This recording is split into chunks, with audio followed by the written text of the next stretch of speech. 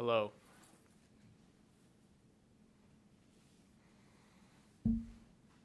Cade, Brooks Cabina from the Advocate. Appreciate you. Talk. How you doing, man? Pretty good. How are you? All right. I'm curious about this special teams unit. We got a chance to talk with Avery the other week.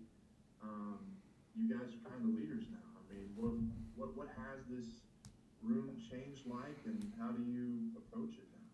It's definitely changed a lot since I first got here. I feel like I'm still kind of young, but compared to the room, me and Avery are kind of leaders, so it's a little different.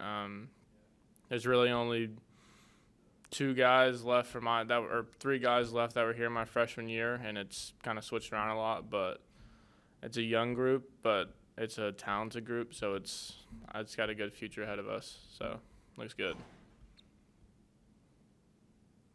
Hey, Amos Morad from WWL Radio. What specifically are you focusing on this spring in terms of improving your particular game? I'm definitely looking to improve. I have plenty of things to improve. I can improve my consistency.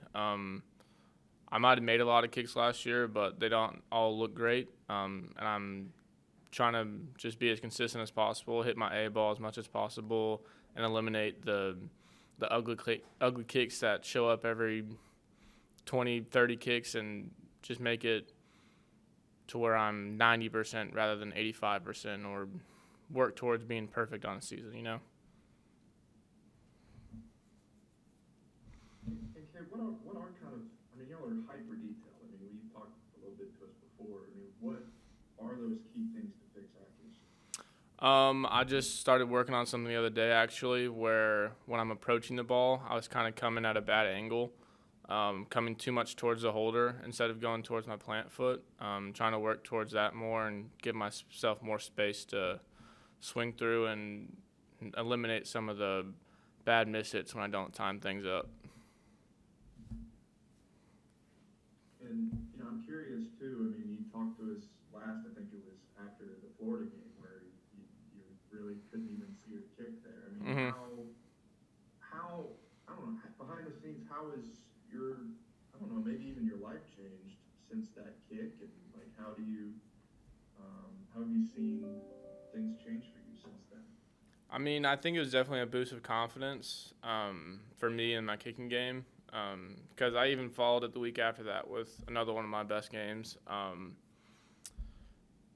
I wouldn't say it's changed my life outside of football too much. I definitely have a lot of people ask me about that, especially those 2 months afterwards. The first time I saw people, that was always their first question. But I mean, we're still in a pandemic, and I don't get to see everyone in class or really go out and talk to people that much. So it's other than the hype I got on social media, it hasn't really changed anything in my day-to-day life because it's still football, school, and stay at home most of the time.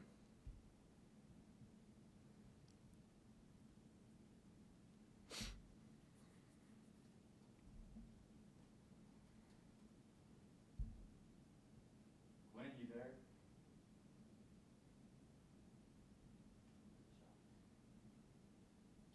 Hey, Cade York from Channel 9 here in Baton Rouge.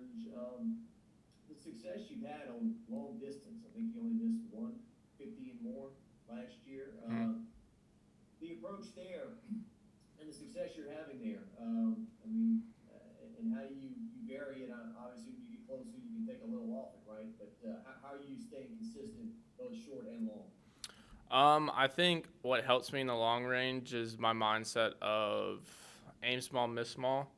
And when you're further away, it's automatically a smaller target. And I think something I can be better about actually with my inside of 50 is making sure that I'm still finding a small target rather than saying, okay, I'm closer, I have more to room for error. Because with my long field goal, it's kind of like, okay, I don't have much room for error, so just swing forward and trust it. And then when it's shorter, I'm like, okay, I have more I can mess around with. So that's not a very good mentality. So that's something I can work on with my closer range and kind of copy what I do 50 plus. And Cade, I'm curious too about Peyton Todd here. I mean, what's he like, and what kind of guidance are y'all giving him as he's coming in? I know Avery's also punting some. I mean, what's Peyton like coming into the fold?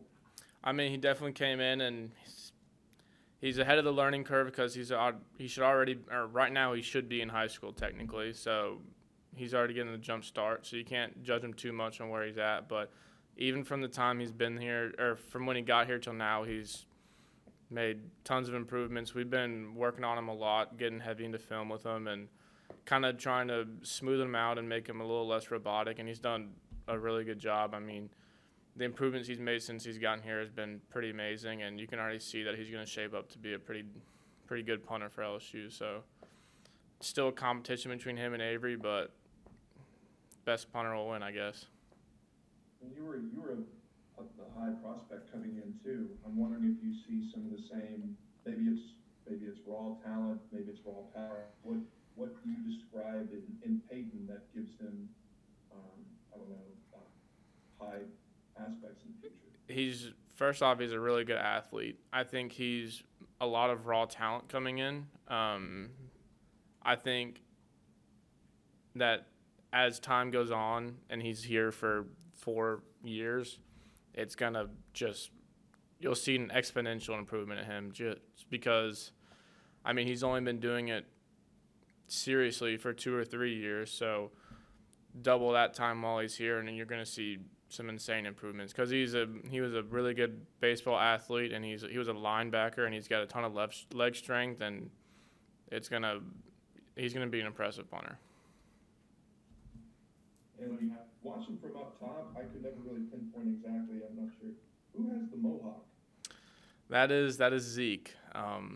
He is one of the kickers here. Yeah. Does his